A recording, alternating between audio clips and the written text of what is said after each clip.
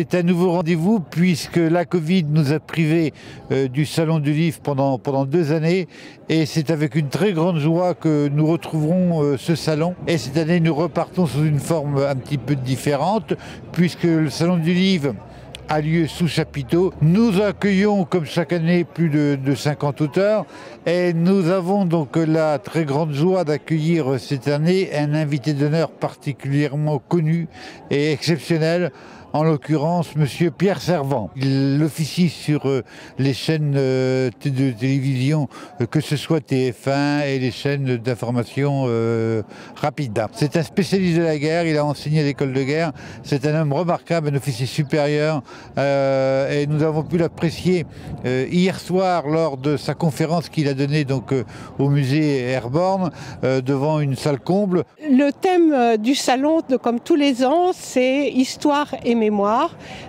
L'histoire dans tout ce que ça représente et les mémoires au pluriel parce que chacun a sa mémoire et peut parler de sa mémoire.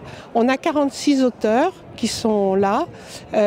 On a aussi des écrivains qui viennent avec des bandes dessinées pour les jeunes et qui sont de plus en plus nombreux à venir à notre salon du livre à Sainte-Mère. Ce salon du livre est organisé par la communauté de communes de la baie du Cotentin, dont j'ai pris la charge. C'est mon premier salon du livre en tant que vice-présidente et je succède à Stéphane Voisin qui a préparé le salon du livre aussi avant moi. Là, on est sur la 12e salon du livre et c'est l'ouverture des festivités pour les festivités du 6 juin.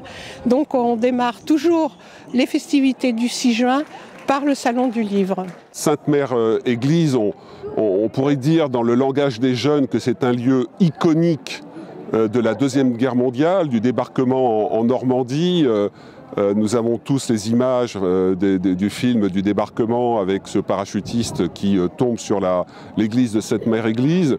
Et c'est une des raisons qui fait que quand on m'a proposé de venir et qu'on m'a dit Sainte-Mère-Église, sans savoir exactement à quoi je m'engageais, j'ai dit oui, je viens. C'est un lieu essentiel.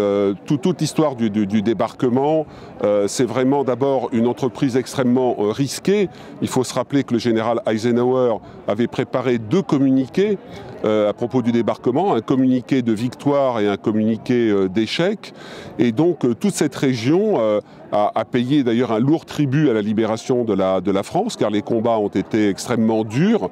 Les bombardements, il y a des villes, et vous le savez bien, en Normandie, qui ont été quasiment rasées pour permettre la libération de la France.